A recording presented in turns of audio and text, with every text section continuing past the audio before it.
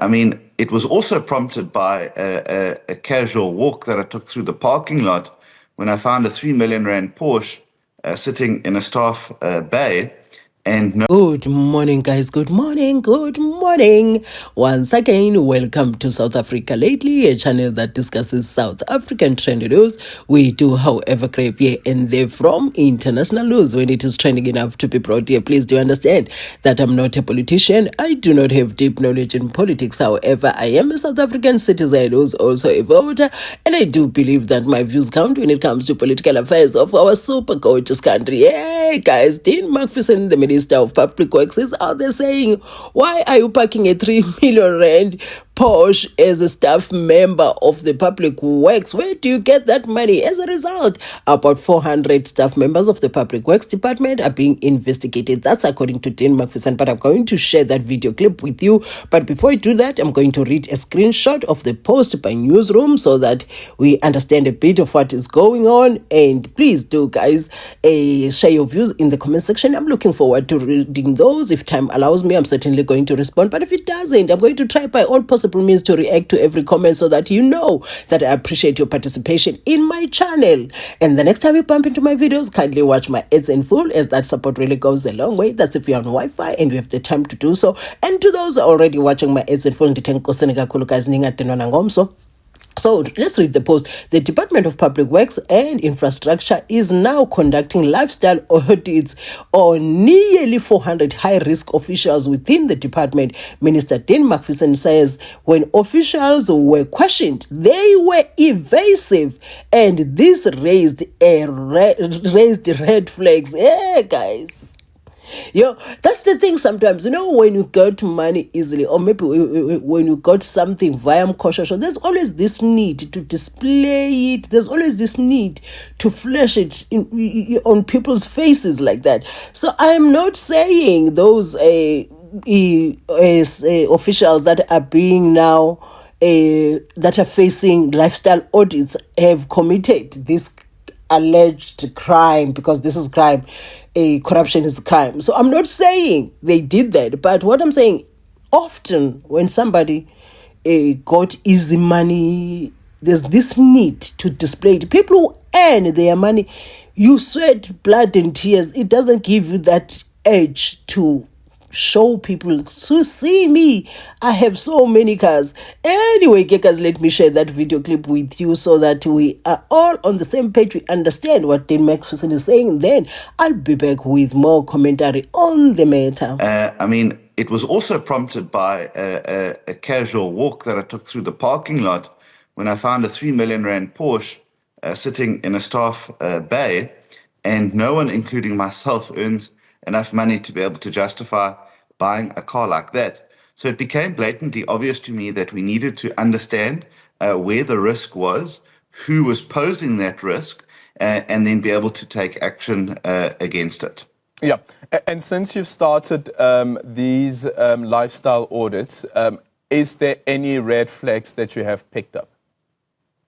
Well, what we had done is we had started sort of on a broader basis, and we then narrowed it down to the 400, which we now determined to be high risk. So there were gaps in the answers that they gave, or they were evasive in some areas, and that has created a red flag for us. And naturally, particularly our senior managers in places like leasing and procurement are going to be scrutinized, because at the end of the day, Aldrin, what I want from the department is to have employees that are focused on delivering services to the people of this country and not delivering profits to their own back pockets. And so, you know, it's an important task that we carry out. We are determined to do so. We are also working in conjunction with the SIU. So it's not a witch hunt by anybody. It is being done by a lawful agency of the state, who has a very good track record of getting to the bottom of these things, because they are also at the same time investigating our leasing portfolio. As I had said earlier, the top 10 leases by value. And so you're able then to start building a picture of of who is awarding these leases. At this rate, yo, guys, it looks like the GNU is shaking things a bit up. I am not so sure, but it looks like there is certain movement, because I highly doubt that these are the actions that we would see if there was no GNU, if things were as they were used to be. But at this moment, I just want us to look. He said we started at a broader level, like they narrowed it down to 400. Do you understand? Which means the number was big and they were able to narrow it to 400. And this 400, you see, within this 400, it says that they were evasive, and the part that is they're looking at is their leasing department. Hey, guys, and something interesting he said there. He said, hey, we want our staff, our officials, to focus on service delivery. Because, you know, when there's corruption, the main important thing of providing service delivery to the people that put the government in place, I'm talking about the voters, the citizens of this country, end up suffering, not getting the service delivery that they want. Because once you start stealing, you want to protect that. And when you protect that, when you protect a lie and corruption, it's a lot of more hard work than doing the right job.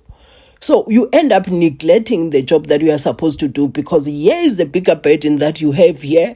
You've got this money through the back door. You have to protect the people that you have given this job through the back door, undeserving people. And also you have to protect yourself and protect the people that you worked together in order to deliver that a tender, or maybe that work or that job to the people that are not deserving.